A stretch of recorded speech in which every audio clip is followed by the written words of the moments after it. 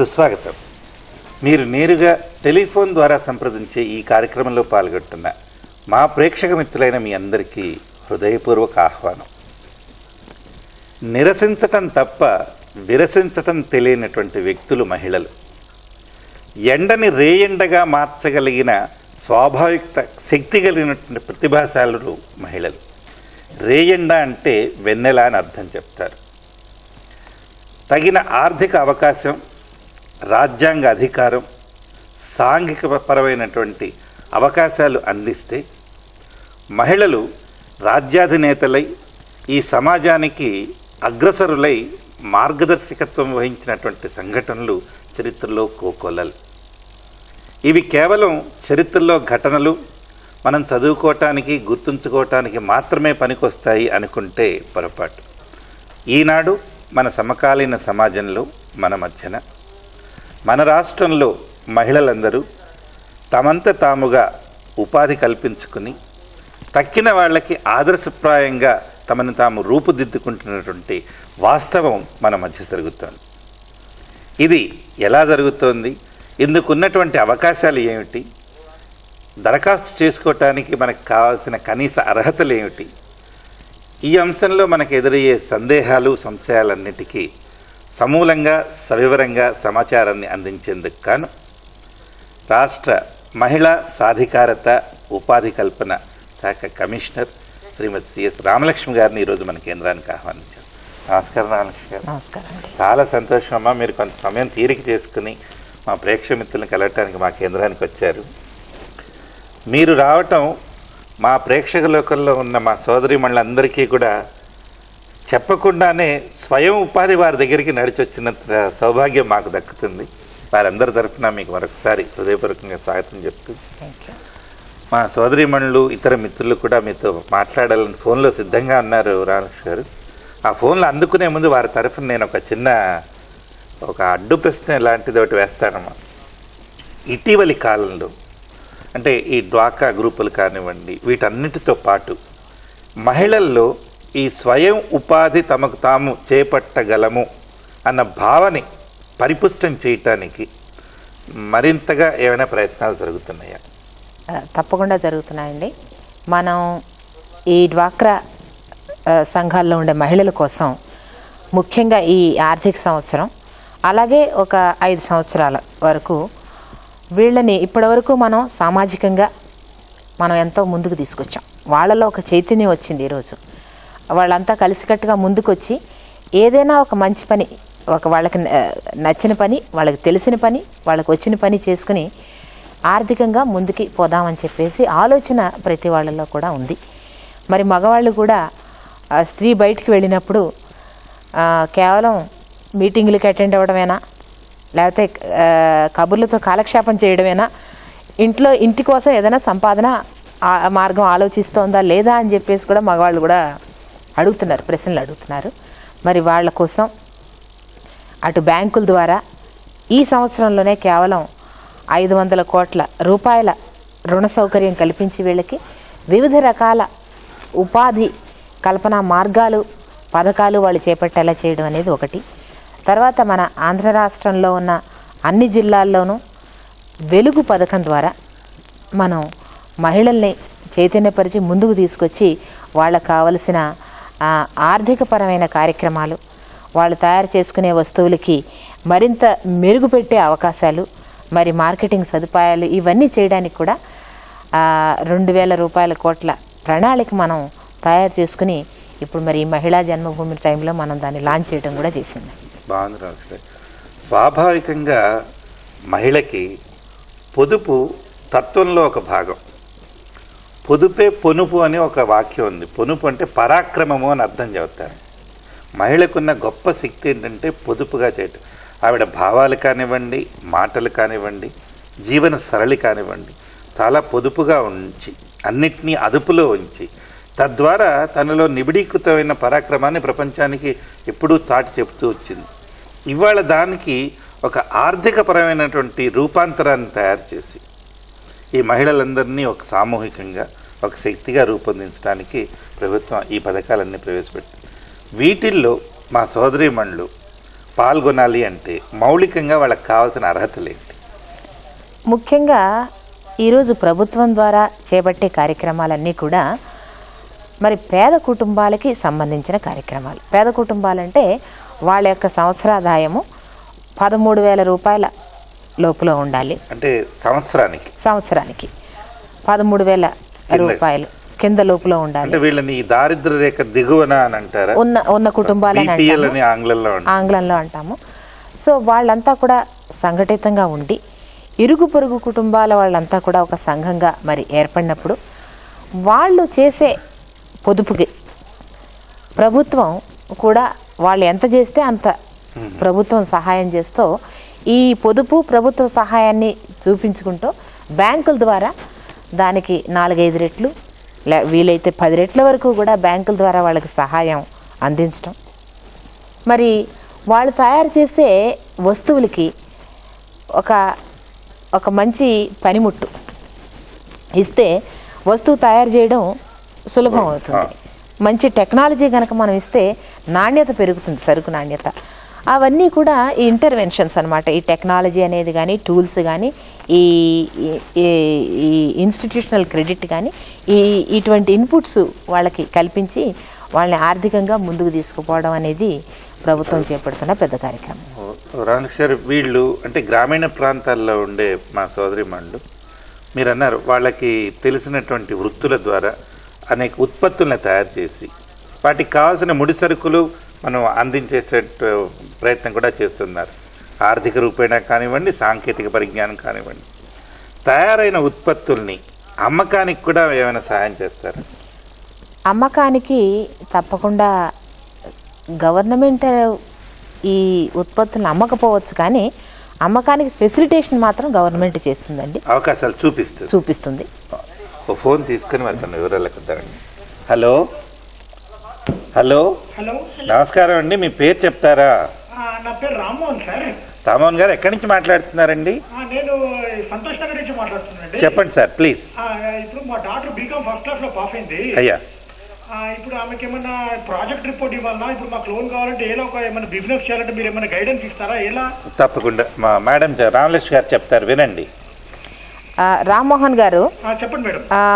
ఇలాగ చదువుకున్న అమ్మాయిలకి ముఖ్యంగా మరి మీ అమ్మాయి బీకామ్ అంటున్నారు, ఆల్రెడీ ఆవిడ గ్రాడ్యుయేషన్ వరకు చదువుకున్నారు. ఈ చదువుకుని ఉద్యోగాలు లేని యువత కోసం మనకి ప్రైమ్ మినిస్టర్ రోజ్గార్ యోజన అండి, పిఎంఆర్వై పథకం అంటారు. అది పాపులర్గా పిఎంఆర్వై దాని పేరు. చాలా రోజులైందంటారా? ఆ పథకం ఇంకా అమల్లో ఉందండి. చాలా రోజుల నుంచి ఈ పథకం అమల్లో ఉంది, ఇప్పుడు కూడా అమల్లో ఉంది. ఈ పిఎంఆర్వై పథకంలో మీ అమ్మాయికి గవర్నమెంట్ తరఫున 7,500 రూపాయలు సబ్సిడీగాను, మరి బ్యాంకు నుంచి 25,000 నుంచి 50,000 రూపాయలు అప్పు 25,000 నుంచి 50,000 రూపాయల వరకు అప్పుగాను తీసుకోవడానికి అవకాశం ఉందండి. మీరు ఎక్కడైతే ఏ ఏరియాలో మీరు శాంతినగర్లో ఉంటున్నామని అన్నారు, ఆ శాంతినగర్లో ఉండే లోకల్ బ్యాంక్ని కనుక కాంటాక్ట్ చేసినట్లయితే ఈ ప్రధానమంత్రి రోజ్గార్ యోజన పథకం ద్వారా మీ అమ్మాయి ఏదైనా పని చేసుకోవడానికి అవకాశం ఉంటుంది. అంటే ఫర్ ఎగ్జాంపుల్ ఆవిడ చిన్నగా ఒక ట్యూషన్స్ పెట్టుకుని 4 స్టూడెంట్స్ని పెట్టుకుని చిన్నగా డెవలప్ చేసుకోవాలనుకుంటే ఈ పథకం ద్వారా దానికి తగిన సహాయం అందించడానికి అవకాశం ఉందండి. అంటే ఏం చెయ్యాలి, ఏం చెయ్యగలదు అన్నది ఆవిడ ఆసక్తి మీద, సామర్థ్యం మీద ఆధారపడి ఉంటుంది. మరో ఫోన్ తీసుకుందాం. హలో హలో హలో నమస్కారం అమ్మా, మీ పేరు చెప్తారా? నా పేరు రాజేశ్వరి అండి. రాజేశ్వరి గారు ఎక్కడి నుంచి మాట్లాడుతున్నారు? నెల్లూరు జిల్లా చిల్లకూరు మండలం సార్, రెట్టపల్లి గ్రామం. చాలా సంతోషం, చెప్పండి అమ్మా. మేము పికిల్స్ తయారు చేస్తున్నామండి. మాకు మార్కెటింగ్ ఆర్థికంగా కనుక మాకు సహాయం చేస్తే నేను కొంచెం డెవలప్ అవడానికి అవకాశం ఉంటుంది. ఓ తప్పకుండాను. ఎలా అందుకోగలరు రామలక్ష్మి గారు చెప్తారమ్మా.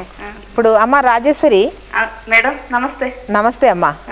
ఇప్పుడు ఏంటంటే మనం ఇటువంటి మీలాంటి మహిళలంతా కూడా మీకు ఈ పచ్చళ్ళు తయారు చేసుకోవటం, లేకపోతే ఇంట్లో మనం తినే సరుకులన్నీ తయారు చేసుకోవటానికి మీకు మంచి అనుభవం ఉంది. దీంట్లో మీరు ఒకటే దీంట్లో చేయాలి ఏమిటంటే 4 కలిసి ఇవన్నీ లార్జ్ స్కేల్లో తయారు చేసుకున్నప్పుడు ఈ మధ్య ప్రభుత్వం గృహమిత్ర అనే చెప్పేసి ఒక పథకం పెట్టింది.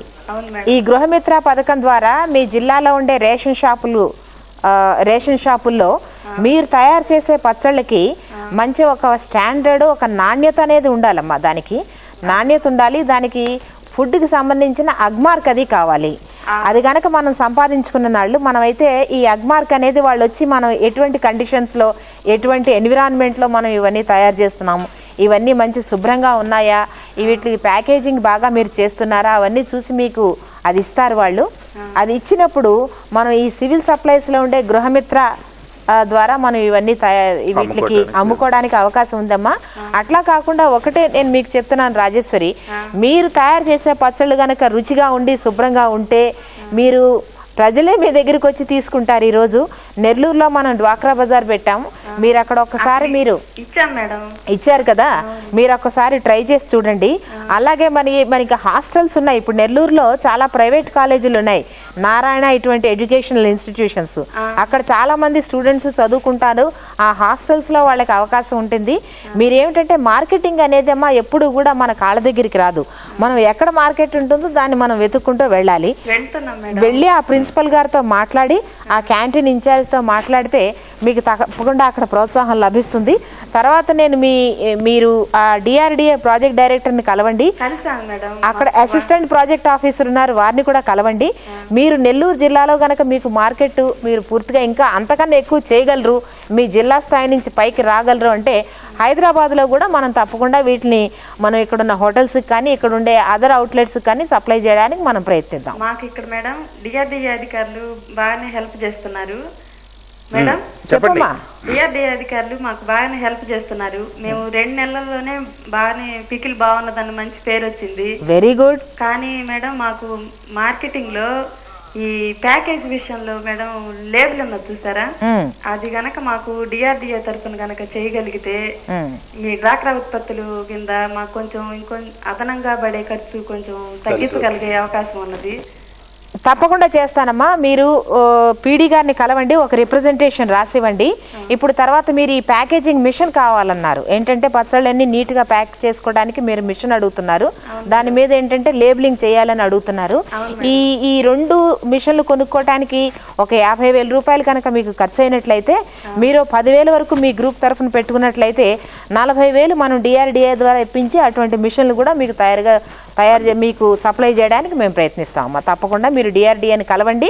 దీన్ని కూడా నేను టేకప్ చేస్తాను. మేము ఇక్కడ హోటల్స్ కి నారాయణ కోచింగ్ సెంటర్ అవి కలిసాం మేడం. ఒక హోటల్ కూడా కన్సల్ట్ ఇస్తున్నాము. Very good. Krishna hotel madam. మనం ఈ ప్యాకేజింగ్ మిషన్ తీసుకుందామమ్మా. మీ రిక్వైర్మెంట్ ఏంటంటే మీకు మిషన్ కావాలి. ఆ మిషన్కి ఎంత ఖర్చు అవుతుందో ఆ ఖర్చులో మీరు 10% మీరు పెట్టుకోండి, 90% మేము డిఆర్డిఓ ద్వారా ఇప్పించి మీ గ్రూప్ అందరికీ ఆ మిషన్ ఉపయోగించుకునేలా తయారు చేసేలా మనం చేద్దాం. అది మరో ఫోన్ తీసుకుందాం. హలో. హలో, నమస్కారం అండి. మీ పేరు చెప్తారా? నా పేరు కృష్ణయ్య అండి. కృష్ణయ్య గారు ఎక్కడి నుంచి మాట్లాడుతున్నారు? నెల్లిమర్ల అండి, విజయనగరం జిల్లా. చాలా సంతోషం, చెప్పండి సార్. సార్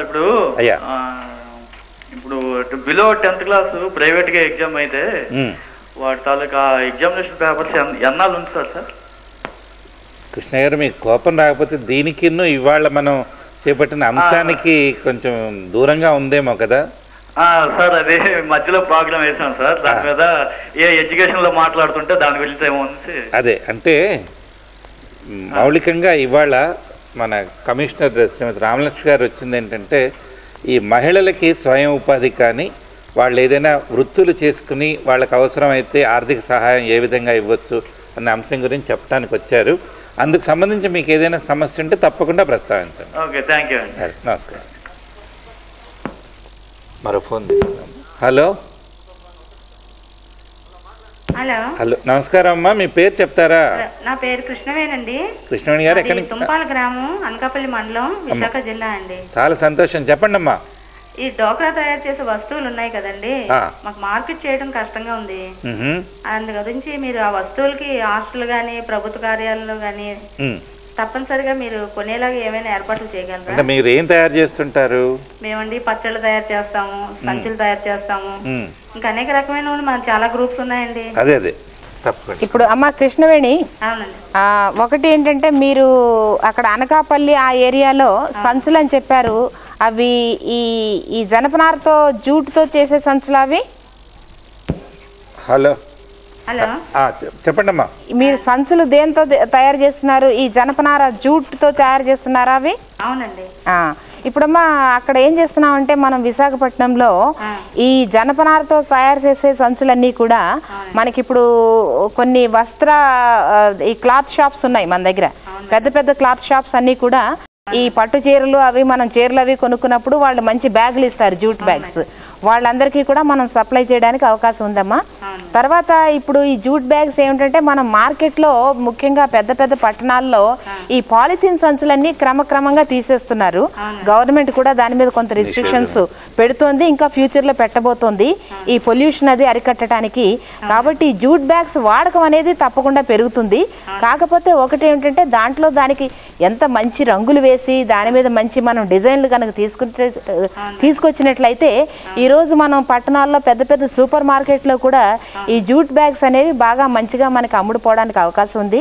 మీకు అక్కడ దగ్గరలో వైజాగ్ ఉంది. వైజాగ్లో ఉండే సూపర్ మార్కెట్స్, ముఖ్యంగా పెద్ద మార్కెట్స్ని మీరు కాంటాక్ట్ చేయాలి. అలాగే ఈ వస్త్రాల షాపుల్ని కాంటాక్ట్ చేయండి. మీకు తప్పకుండా జూట్ బ్యాగ్స్ అమ్ముడుపోయే అవకాశం ఉంటుంది. తర్వాత ప్రభుత్వం నుంచి మీరు చెప్పారు, ప్రభుత్వం నుంచి కూడా తప్పకుండా మీ ప్రాజెక్ట్ డైరెక్టర్ కలెక్టర్ని కలిస్తే కొంతవరకు మీకు సహాయం అందుతుంది. ముఖ్యంగా నేను చెప్పేది ఏంటంటే మనం కేవలం ప్రభుత్వం మీద ఆధారపడకుండా మన సరుకులు నాణ్యత గల సరుకులు అయ్యున్నట్లయితే, ముఖ్యంగా ఈ ఆహార పదార్థాలు మంచి రుచిగా ఉండే ఆహార పదార్థాలు అయ్యున్నట్లయితే ఈరోజు మన స్వగృహ అని చెప్పేసేసి స్వగృహ ఫుడ్స్ అని పెట్టుకుంటున్నాం మనం మరి పట్టణ ప్రాంతాల్లో. అలా రకంగా కూడా మీరు షాపులు పెట్టుకుని అమ్ముకోవడానికి అవకాశం ఉందమ్మా. ముఖ్యంగా నాణ్యత అనేది పాటించడం అనేది చాలా అవసరం, మౌలికంగా అవసరం అది. మరో ఫోన్ తీసుకుందాం. హలో, నమస్కారం అండి, మీ పేరు చెప్పండి అమ్మా. హలో అమ్మా, నమస్కారం, పేరు చెప్పండి. నేను నెల్లూరు మండలం అల్లీపురం గ్రామం మధురా పొదుపులక్ష్మి గ్రూప్ లీడర్ నల్ల సింహాచలం మాట్లాడుతున్నాను. చెప్పమ్మా. అమ్మా, మేము 20 మంది కలిసి ఒక గ్రూప్గా ఏర్పడి ఊరగాయల ఫ్యాక్టరీని లీజుకు తీసుకొని నడుచున్నాము. అందులో కలిసి నెలకి సుమారు 1,00,000 రూపాయలు అమ్ముతామమ్మా. ఊరగాయల ఫ్యాక్టరీని లీజుకు తీసుకొని. అవునమ్మా. మా పొదుపు లక్ష్మి వాళ్ళు తయారు చేసే వస్తువులు అతి తక్కువ ధరల్లో పల్లె ప్రజలకు అందజేస్తున్నామమ్మా. మాకు కూలీలు మిగిలితే గొప్పమ్మా. ఊరగాయలు తయారు చేసే దానికి 8% చెప్పున సేల్స్ ట్యాక్స్ వేస్తున్నారా? ట్యాక్స్ కట్టాలని చెప్తున్నారమ్మా. 5 లక్షల రూపాయల వరకు సేల్స్ ట్యాక్స్ మినహాయింపు ఇచ్చినా మేము కొంత సేల్స్ ట్యాక్స్ కడుతున్నామమ్మా. కట్టాల్సి వస్తుందమ్మా. చెప్పండి. 20 మంది కలిసి నెలకి 1,00,000 రూపాయలు అమ్ముతామమ్మా. అందులో మా కూలీలు 30,000 రూపాయలు మిగిలిన 70,000 రూపాయలు మెటీరియల్కును బిల్డింగ్ బాడీకి కడతామమ్మా. ఇప్పుడు ఇంతకీ మీకు ఏం కావాలంటారమ్మా? అదే సేల్స్ ట్యాక్స్ ఎగ్జంప్షన్ కావాలంటారు అమ్మా. ఇప్పుడు ఒకటేంటంటే ఈ డ్వాక్రా మహిళలు తయారు చేసే వస్తువులకి 5 లక్షల వరకు 5 లక్షల సరుకు వరకు సేల్స్ ట్యాక్స్ కట్టక్కర్లేదు. 5 లక్షలు దాటితే సేల్స్ ట్యాక్స్ కట్టాలి. కాకపోతే మీరు ఏంటంటే 2 గ్రూపులుగా చేసుకుంటే, మీరు ఇప్పుడు 20 మంది అంటున్నారు, 2 గ్రూపులుగా చేసుకుంటే 10 మంది మీకు ఈ ట్యాక్స్ కూడా కొద్దిగా మీకు కలిసి వస్తుంది. బట్ 5 లక్షల తర్వాత మరి తప్పకుండా ట్యాక్స్ కట్టాల్సి వస్తుంది. అయినా కూడా మీ తరఫున నేను ప్రభుత్వంతో ప్రయత్నిస్తాను. మరి ఎందుకంటే మీరంతా ఇలాంటి ఎంటర్ప్రైజెస్ పెట్టుకుని ఎక్కువగా సరుకులు ఉత్పత్తి చేస్తున్నారు కాబట్టి డ్వాక్రా సంఘాలన్నిటికీ కూడా ఈ సేల్స్ ట్యాక్స్ లిమిట్ ఏమన్నా పెంచగలిగితే తప్పకుండా మనం ప్రయత్నం చేద్దామమ్మా. అప్పటి వరకు ట్యాక్స్ అనేది కట్టడం తప్పదు మనం. కానీ ఒకటి ఏంటంటే మీరు ముఖ్యంగా తయారు చేసే పచ్చళ్ళలో మంచి క్వాలిటీ ఉన్నట్లయితే దాని మీద మీరు దాని ధర అంటారు చూసారా, ఆ ధర మంచి ధర మీకు తప్పకుండా పలుకుతుంది, గిట్టుబాటు ధర మీకు లభిస్తుందమ్మా. మేము పొదుపులను చేసుకునేవన్నీ ఇస్తరాకులు మరి కొవ్వొత్తులు ఇవన్నీ కదమ్మా చేసేది. అవును, వాటిలో మాకు కూలి రావటమే కష్టంగా ఉంది. ఎట్టకొట్టా ఫ్యాక్టరీని లీజు తీసుకొని మేము గ్రూప్గా ఏర్పరిచి మేము ఫ్యాక్టరీని నడుపుకుంటున్నామమ్మా. దాని గురించి ఇప్పుడు సేల్స్ ట్యాక్స్ కట్టమంటే మేము తక్కువ మనిషి 300 రూపాయలు అమ్ముతున్నామమ్మా. 300 రూపాయలు 250 రూపాయలు మెటీరియల్కి అయిపోతే 50 రూపాయలు కూల్ రావటం కష్టం అయిపోతుంది. మళ్ళీ కూల్ వచ్చిన దాని మీద ఇప్పుడు మీరు సేల్స్ ట్యాక్స్ కట్టమని మీరు ఆర్డర్లు చెప్తుంటారు. అది అంటే ప్రస్తుతం అమల్లో ఉన్న నిబంధనల ప్రకారం మీరు కనుక 5 లక్షల కంటే ఎక్కువ అమ్మితే ట్యాక్స్ కట్టాలి కదమ్మా. ఇందాక కమిషనర్ గారు చెప్పినట్టుగా ఆవిడ ముఖ్యమంత్రి గారి దృష్టికి తీసుకువెళ్ళి ఈ డ్వాక్రా గ్రూపులు చేసేటువంటి ఉత్పత్తులన్నిటికీ సేల్ ట్యాక్స్ మినహాయింపు లభిస్తుందేమో ప్రయత్నం చేస్తామని అన్నారు. ఆవిడ ప్రయత్నం సఫలం అయ్యి మీరు 5 లక్షలు కాదు 15 లక్షలు అమ్ముకున్నా కూడా ట్యాక్స్ పడకుండా ఉండే రోజు రావాలని మనం ఆశిద్దాము. అప్పటిదాకా మటుకు మరి ట్యాక్స్ కట్టాలి.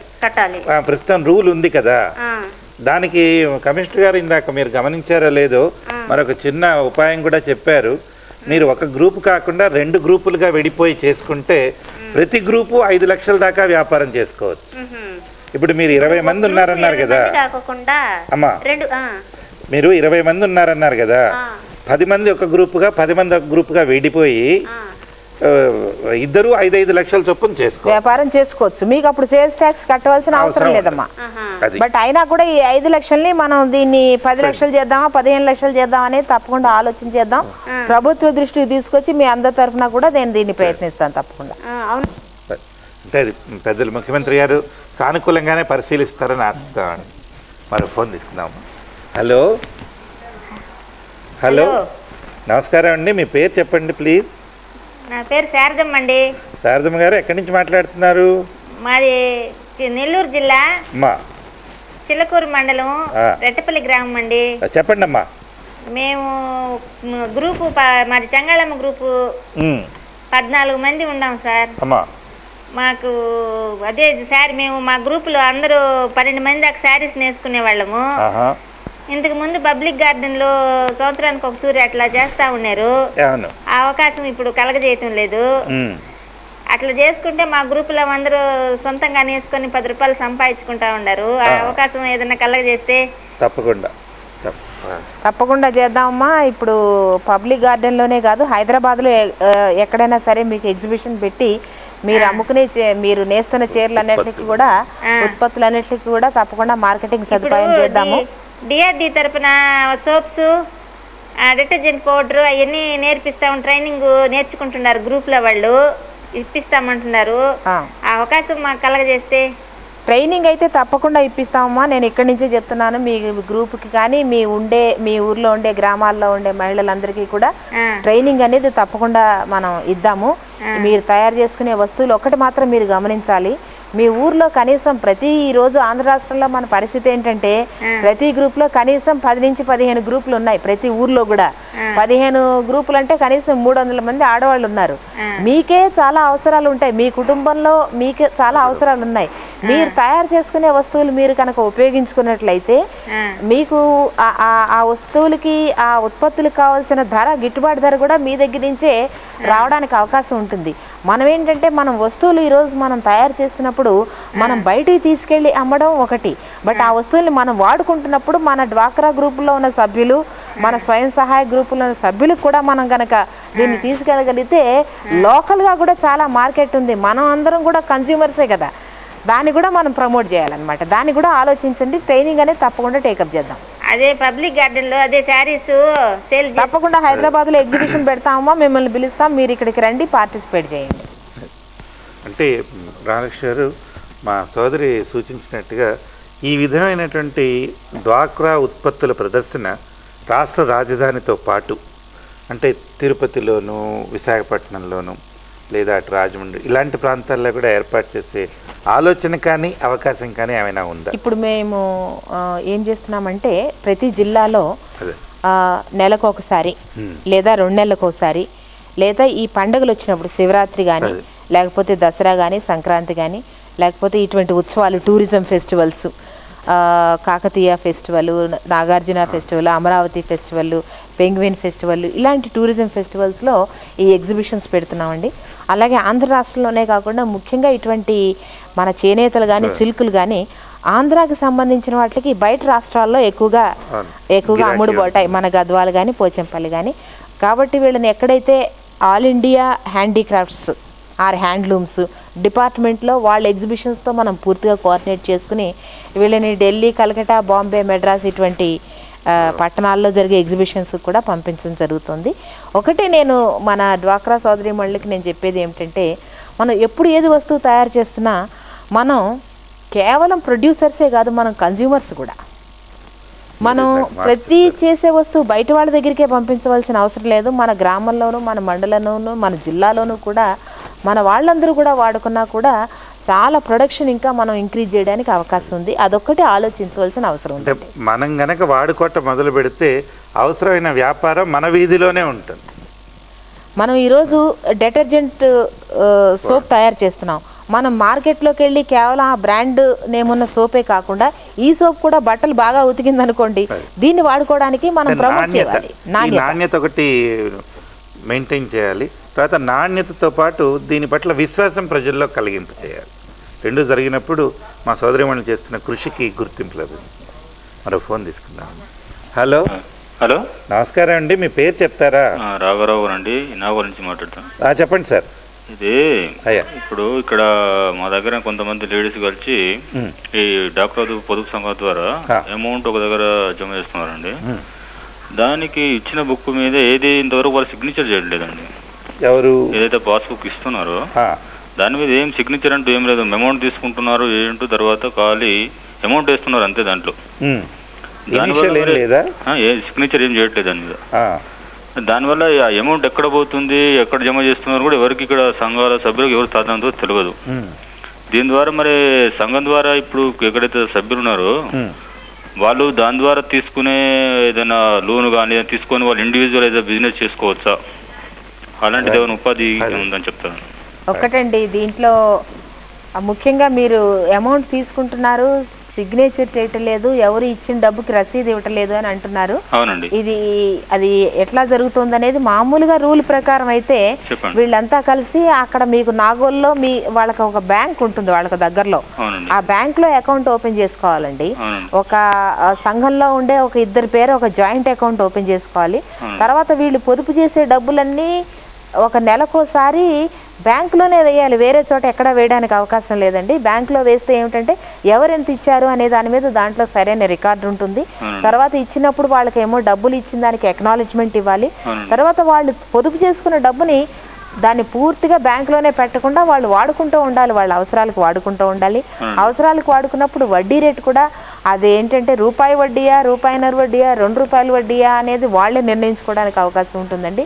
ఇది కేవలం ఒక వ్యక్తి చేతిలో పెట్టకుండా, నా సలహా ఏమిటంటే ఒకళ్ళిద్దరు వ్యక్తుల చేతుల్లో పెట్టకుండా ఒక జాయింట్ అకౌంట్ అనేది బ్యాంకులో పెట్టి ఈ డబ్బు అంతా కూడా దాంట్లో వేసి వాళ్ళు ఇంటర్నల్గా ఆ డబ్బును రొటేషన్ చేసుకున్నట్లయితే ప్రభుత్వం ఇప్పుడు అర్బన్ ఏరియాస్లో మనకి డ్వాక్వా గ్రూప్స్ ఉన్నాయి.